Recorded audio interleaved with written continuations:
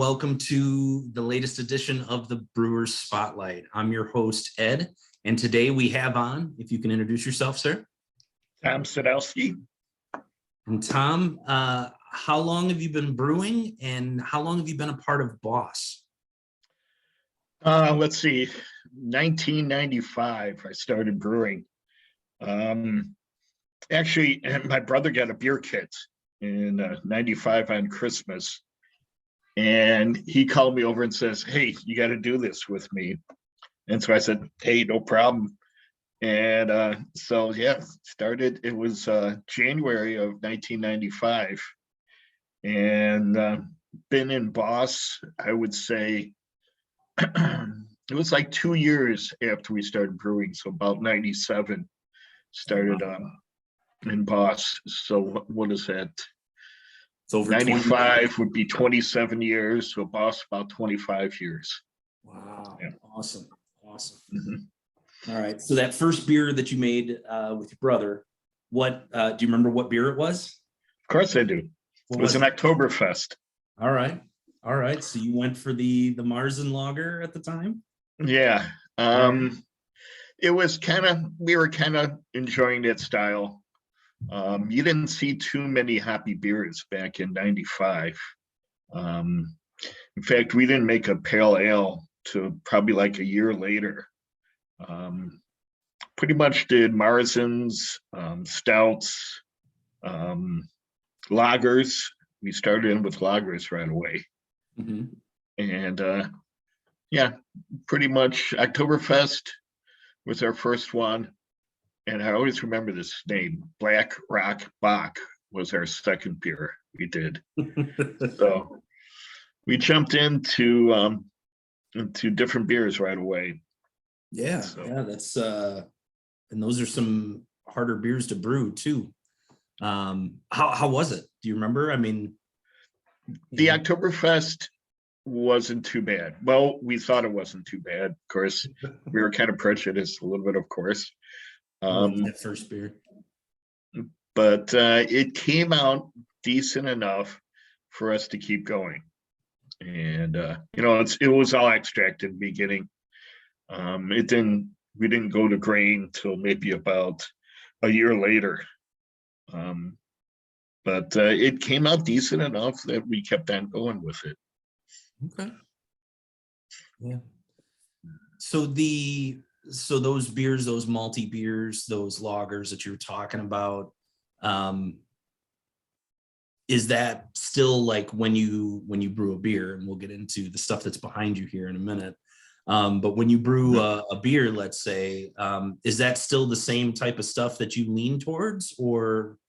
No, we switched to, well, actually, Jerry, my brother, went into lagers. I went into ales. So I started with pale ales, IPAs. My house was called the Ale House. His house was the lager house. Okay. And so he had more of the conditioning equipment and refrigeration, where I kind of branched out with the pale ales and the meads a little later on too. Okay. We did our first mead probably 2 years after that. I did it, and I liked it so much that I kept on going with it, and it was always a favorite of mine. It's definitely a favorite of mine, and we're definitely gonna jump into some of that here in a little bit. Yes, I got my bottle. Yeah. I'm excited. So on the beer front or on the mead front, like you said, you've kind of transitioned into meads. Is that the style in general that you tend to drink the most of? Is meads, or would you say you're still into it sounds like hoppy beers, or a little bit of both, or what do you go for? Well, beers, I'm pretty much towards the hoppy beers, pale ales, IPAs, double IPAs. I did drink more meads in the beginning, but kind of once you start making them, you kind of don't drink as much of it. And so I probably drink more beer than mead now these days. Maybe a little whiskey too here and there, but That could but be yeah, a whole nother show. there you go. But yeah, I like the hoppy beers. I like the bitterness of it. And I also like a nice Kolsch or a crisp Pilsner. I enjoy those too. Not so much on the stouts or the darker beers, even though we've done a couple barley wines a few times, and Barley wines and wheat Doppelbock. wines, yeah, and doppelbocks, yep. Mm-hmm. Mm-hmm. I've been fortunate enough to have a couple of those too from you guys, and no regrets there either. So, Awesome. so before you and we'll get into all of this with Midwest Meadworks here in a minute or two here. Mm-hmm. Did you guys have a home brewery name when you guys kind of started out? And if so, what was it? Tom and Jerry Brewing. We had, that was our starting name, and of course everyone asked us where Tom and Jerry came from, and we always said her mom watched a lot of cartoons when she was giving birth to us.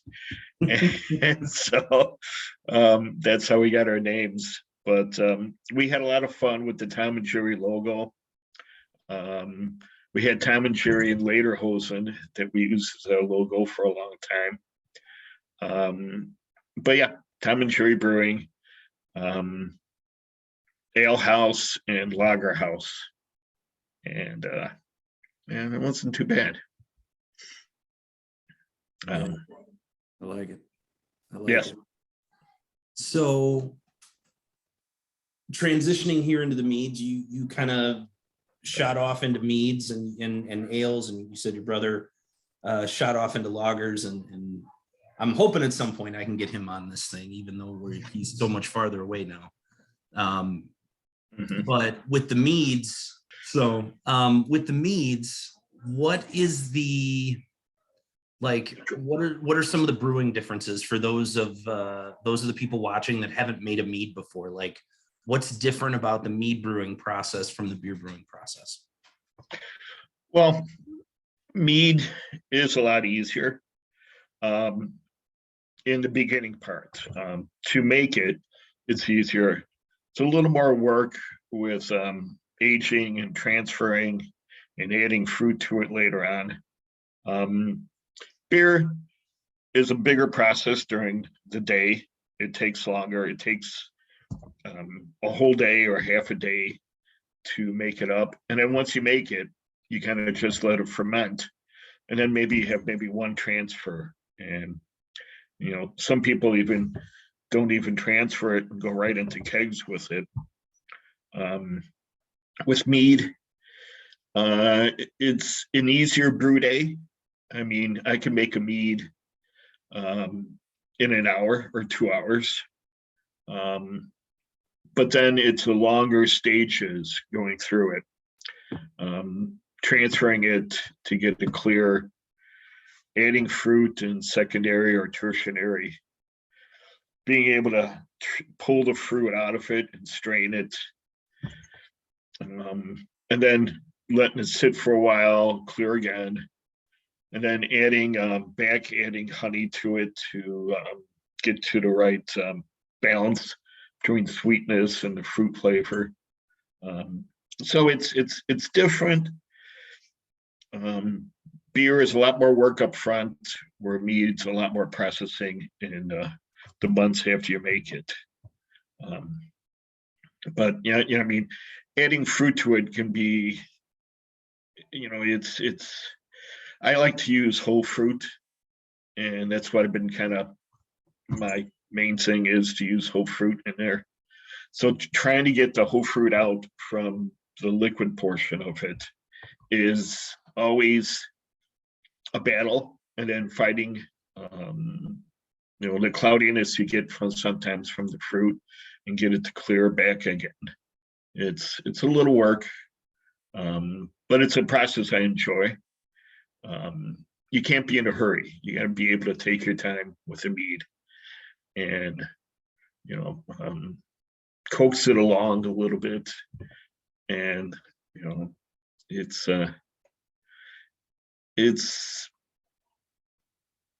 what can I say? It's a process. Yep. Mm-hmm. So,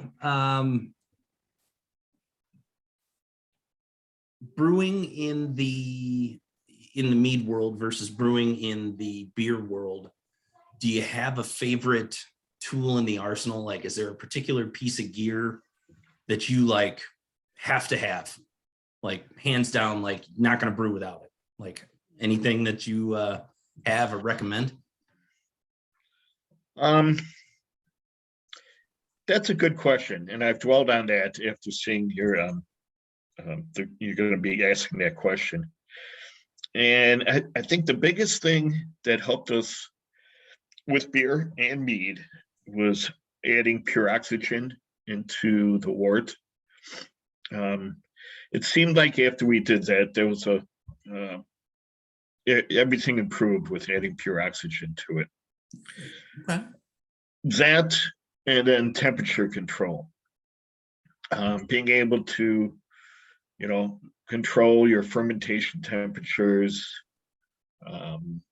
Even with brewing beer, being able to hook up a temperature controller for your hot liquor tank, to be able to control the temperature, set it, don't worry about it, and then worry about your grains, and it's ready to go when you need to. And maybe going to for beer, a full batch brew, being able to boil 10 gallons. That was big for us. Instead of boiling a certain port and then adding water to it, a fir wort boil was big for us. But yeah, I'd say oxygen and fermentation temperatures were big keys for us. Okay. All right. For a brewer just starting out, do you have a piece of advice that you would give them to stick with the hobby, or don't do it? You'll regret it. You'd be going down that rabbit hole and spending money. No, I'm just kidding. It's been very enjoyable. My advice would be sanitation. Sanitation is always the best. Being able to take care of your yeast and making sure the yeast is healthy. It's been a great hobby. Met a lot of people, a lot of good friends. Some of my best friends are from the homebrew club that we have. So stick with it. If you have some success or don't have some success in the beginning, keep on going, join a club, talk to people, read quite a bit, and just hang in there, and you'll reap the rewards from it. I like it. I like it a lot. Mm-hmm. So, is there a particular style of mead or beer that you've never brewed that you think you want to try your hand at? That's a good question, because I brewed a lot of stuff, from ciders to meads to pretty much all the beer styles. I like to try what's sake, the rice. Yeah. That interests me, and that'd be kind of cool to try. Always wanted to try it, never got into it, but yeah, I could see trying that one time. I think that would go along well with the mead. I could see Yeah. that. Isn't That's a nice one, right? right. Yeah.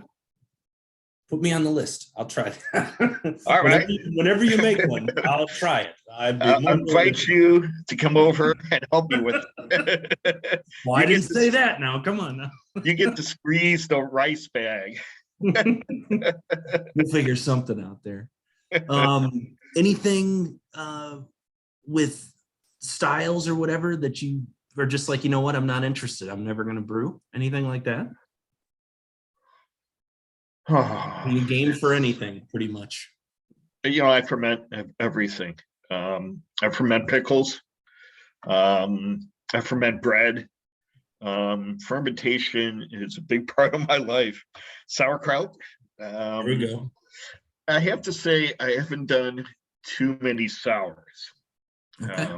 And sours, I don't know, really hasn't appealed to me, but I would like to try it someday.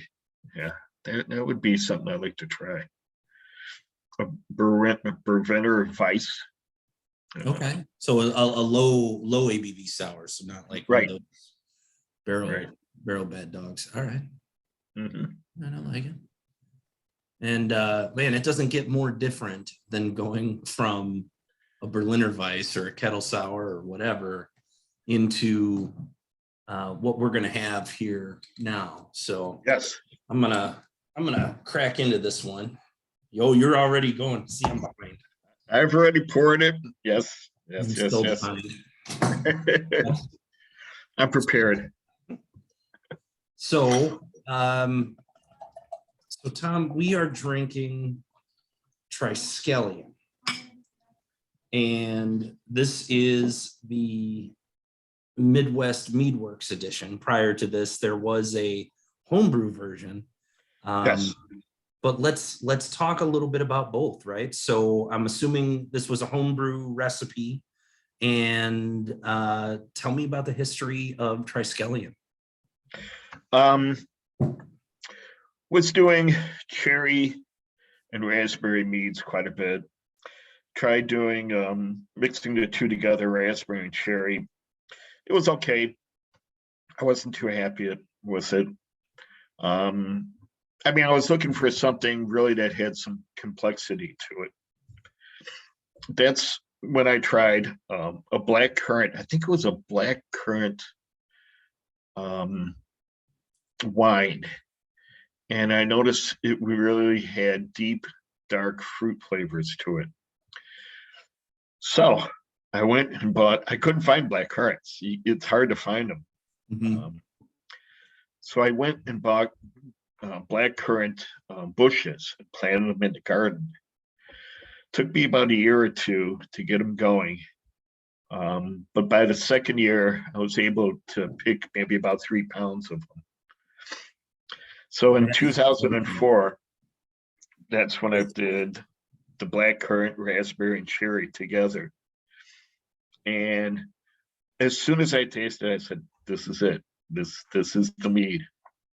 And it's been our flagship mead for a long time. And you know who helped me a little bit was Dick Van Dyke, because I was doing cherry and raspberry meads. He said you need to add a little more complexity to it. Try giving a third fruit to it. And so I said black currants.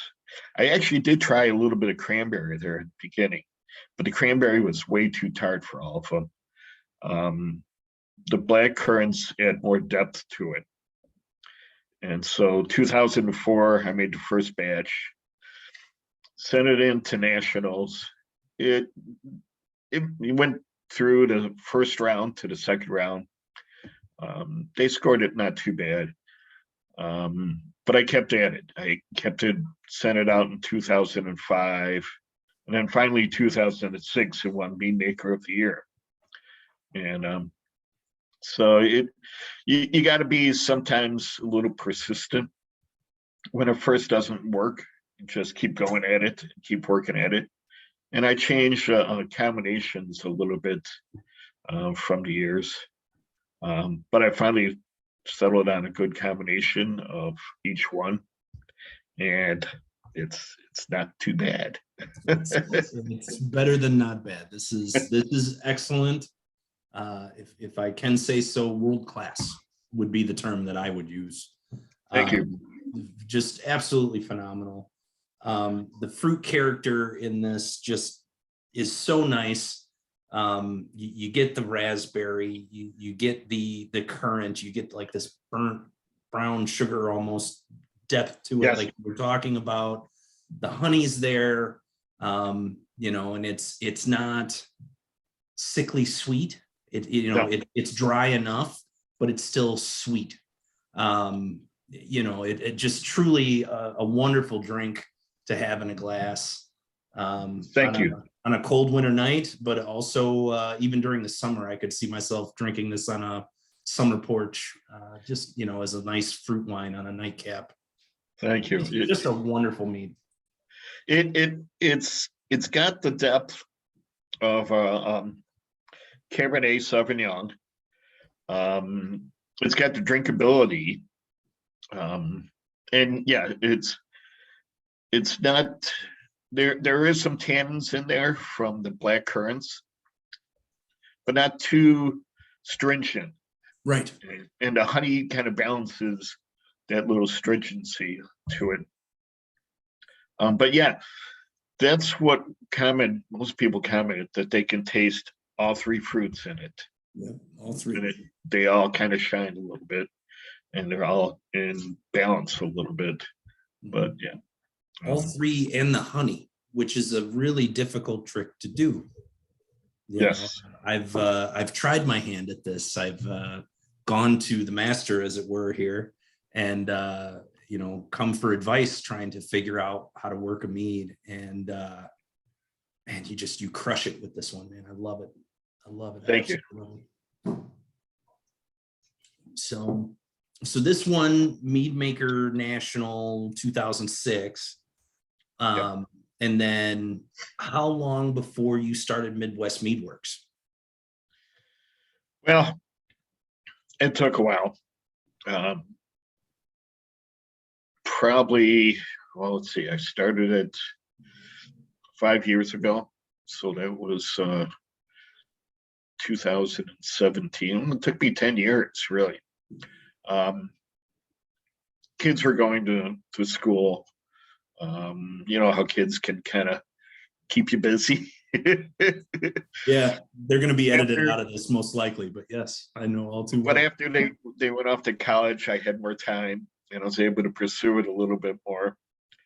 And spent a lot of time looking for a site to have it, and finally figured out the site I have now, which is pretty good.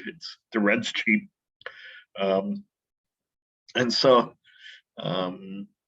decided to go pro with it, get my hand in it. It took a couple years to get all the licensing. Well, I'd say maybe about a year. But it's been a fun ride. I've really enjoyed it. I mean, working on all the different flavors and coming up with the different tastes. Cherry bomb,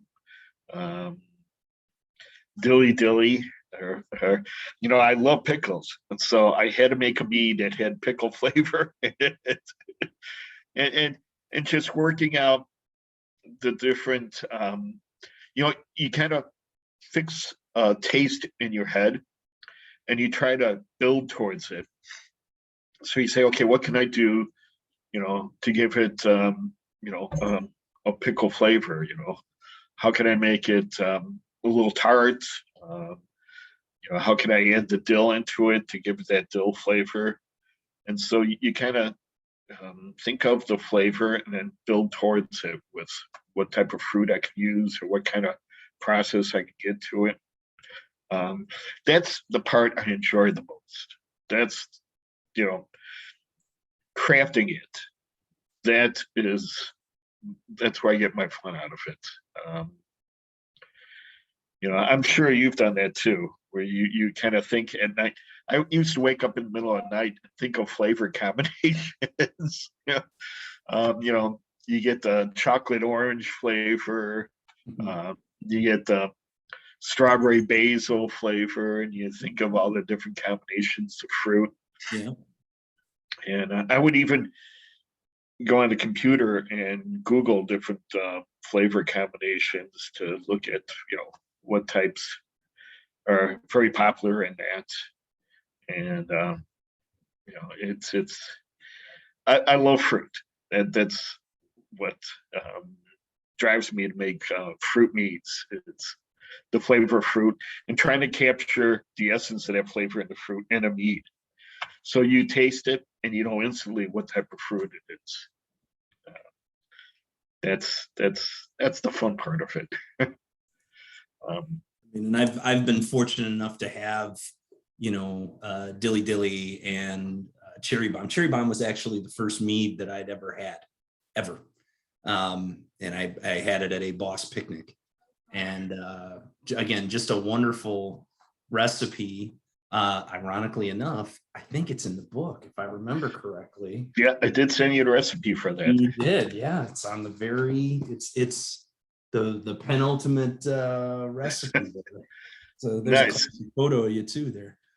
And yeah, so I mean the info's out there for people to definitely do this. And Tom, how do we get your stuff? Like, I mean, we can buy it online, like you have storefront? How does it work? Pretty much that's what we're doing. Since we don't have a tasting room, we pretty much do everything online. www.midwestmeadworks.com, or you can just Google Midwest Meadworks and it'll pop up. But that's pretty much how we do it. Evil Horse Brewing here in Crete has Obsidian and Bang Bang on tap right now. We just dropped off kegs at Flossmoor Station. Valentine's Day special. Obsidian is going to be on tap. Yeah, we don't have a big distribution in grocery stores and stuff and that, but I kind of like it working on the craft of it, and and the flavors of it. We do enough through the internet to keep us going, and it makes it a little easier for us, not having to pound the pavement as much. But shipping it out through UPS, we can ship it right to your doorstep. And doing a lot of shows through the year, where we've gone through so many beer shows, I can't even count them. But when you do a beer show, you get sales from it, and that's what keeps us going. But I enjoy it totally. Yeah, no, I love this mead, and before the night gets away from me drinking it, we need to sign off. So this has been your Brewer Spotlight. Thanks again to Tom and Midwest Meadworks, and cheers to all, and happy brewing. Brew a mead. Nostrovia. Nostrovia. Thanks, guys.